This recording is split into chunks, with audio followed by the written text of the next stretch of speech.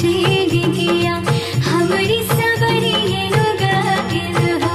अखिया मिलवलू एहो धन दिल में समैलू हो, एहो धन दिल में समैलू हो, एहो धन मोहानी मूरतिया बातो हारा कर जावा मैं उतरी नु गईलू हो। होखते है मिलनवा एहो पिया चाह के रमनवा हो, एहो पिया चाह के रमनवा हो, एहो पिया बाता बुझाए कहा प्यार जिंदगिया हमरी सबरी एनु गाइल हो।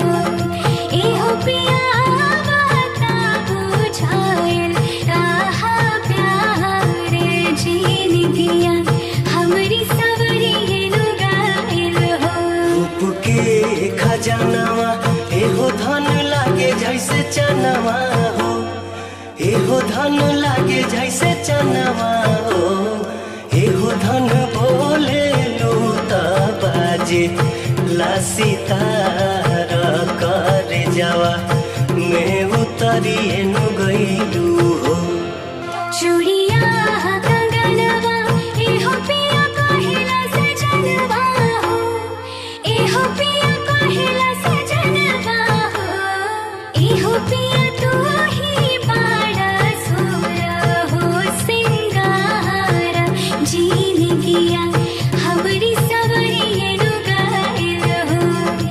एहो पिया तू ही बाड़ा सोरा हो सिंगारा जिंदगिया हमरी सबरी एनु गाइल हो।